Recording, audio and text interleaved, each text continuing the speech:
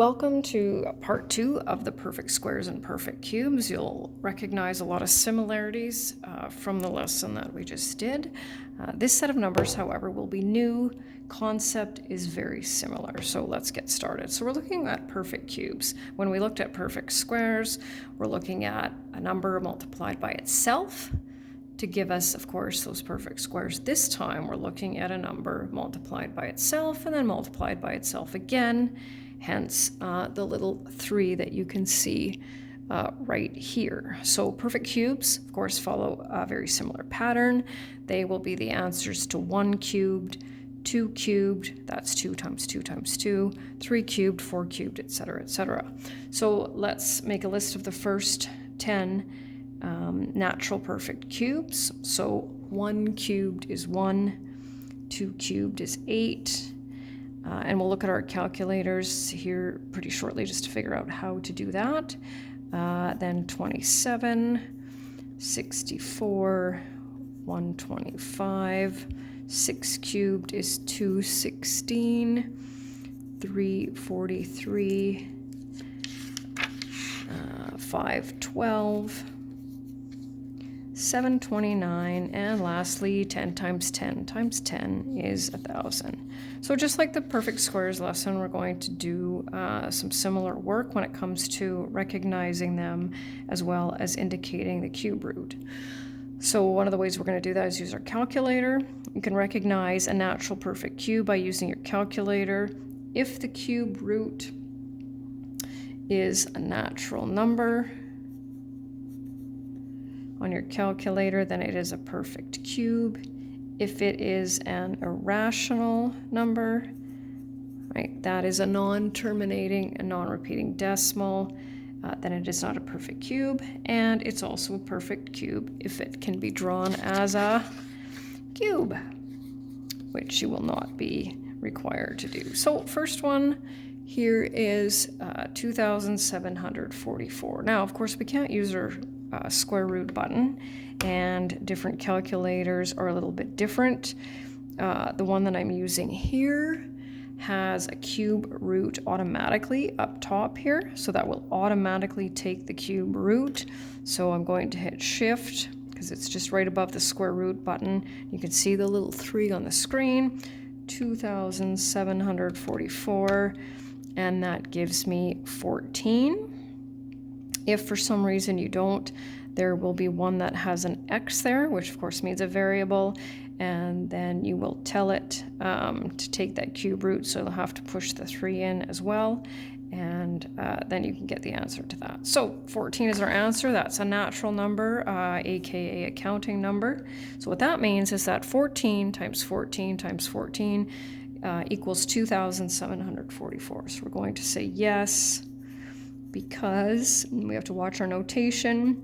The cube root, you have to put that 3 in there for the cube root, equals 14. And notice how I only have the radical symbol on the left side, because we want to make sure that this is equal to that. And then the next one, of course, we're looking at a cube, Rubik's Cube. Now, it's my understanding that there is no center cube in there, but we're going to, of course, pretend that there is. I'm not 100% sure about that. Yes, because it is a cube, right? So we can see that it's 3 by 3 by 3, right? And if we count all of the little cubes, we will have 27, which represents its volume. So it's a cube with a volume of 27 cubic units. Okay, so moving over here a little bit. Next one, of course, we're looking for a cube. The next two are neither are a rectangle and a square, so we're going to go no for both of those. No, because either it is not a cube, and no, because it is not a cube. And the last one is 1,250. So we can do the same thing that we did in the other unit, where we can continue the pattern of perfect cubes. This right here was 10 times 10 times 10. If we continue that pattern, 11 times 11 times 11 is 1,331. So these right here are perfect cubes, and we can see that 1,250 is going to fall between those. So we know that that's not going to work. That's one of the ways we can do it. The other way we can do it is type it in 1250, and you can see that that will be a non-terminating, non-repeating decimal. So no, because it falls between the perfect cubes of 1,000 and 1,331. So that's part one. Part two is very similar to what we did with the square roots, except this time we're going to use factoring to determine if it's a perfect square, perfect cube, or neither. And then if possible, we're going to indicate what that square root and what that cube root is. And we have to watch our notation, which it says there. So once again, that factoring, I'm going to do that fairly quickly here. So we're going to break that down. Remember, it doesn't matter how you break that down. You really want to make sure to pull all those factors, even the prime ones, down for each line. It just makes it a lot easier. So when it came to perfect squares, we were looking at pairs of prime factors. When it comes to perfect cubes, of course, we're going to be looking for triplets, right? 3 of each, and it has to be consistent. So if I look here, I've got a pair of 2s here, I've got another pair of 2s, and I have a pair of 3. So because they're all in pairs, we know that 144 is a perfect square. You may already know its square root, but it has to be done this way. So once again, we're going to pull out one prime number for each pair. So however you want to do that, I like to just circle that. So 1 for that pair of 2s, 1 for that one, and 1 for that one. And so then we're going to go square root is 2 times 2 times 3, which is equal to 12. And you can double check with your calculator, take the square root of 144, and of course it can and will give you 12. Next one, 1,728. Definitely a larger number, but we can handle that. So 4 times 2, 3, and another 4 times 2. Looks like I'm tight on space here. 3, 3. That's a lot of 3s and 2s.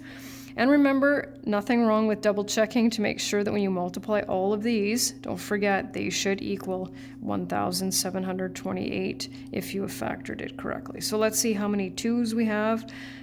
This worked out nicely the way that I factored it. I've got 3 2s here, 3 3s, and another 3 2s. So I've got my triplets, which means that 1,728 is a perfect cube.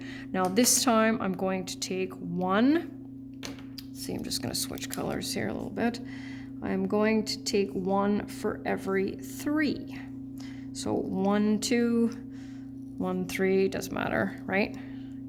So this time I'm going to write my cube root is 2 times 3 times 2, which is 12. And you might be thinking, well, we just had a 12, so how can we get the same answer? Well, this 12 we're going to multiply 3 times. So 12 times 12 times 12 is 1,728, and of course you can check that with your calculator.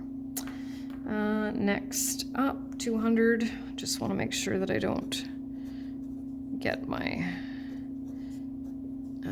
colors. I don't want to have the same color, so that's why I'm just switching it up here a little bit. 5, 2, and 2. So here I've got 2 5s and 3 2s. Well, I'm in trouble because I need pairs of all of these numbers or triplets, and I don't have anything consistent, so we have to reject that as neither a perfect square nor a perfect cube. And so if you type in the square root of 200 and the cube root of 200 on your calculator, you will get irrational numbers or non-terminating, non-repeating decimals for both. So that is neither. And the last one which is 64. We'll factor that one. Whoops, there we go. 2 times 2, 8 times 2. Notice how I'm bringing all of those 2's down because it makes it a lot easier to identify if they come in pairs or triplets. So what do I have here? 1, 2, 3, 4, 5, 6 2's. If I multiply 6 2's together, I will end up with 64. So my factoring is correct. Now, the question is, do I have pairs or triplets of these? Well, I actually have both. And that's because 64 is a perfect square as well as a perfect cube. So for each pair, right, I'll do this one this way, like this.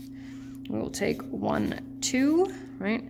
So the square root will be 2 times 2 times 2, which is 8. And of course, we know that 8 times 8 is 64. And the cube root, we will take 1 for every 3. So I'm going to take this one, and that will be 2 times 2 is 4. And that means that 4 times 4 times 4 is 64. And that's the end.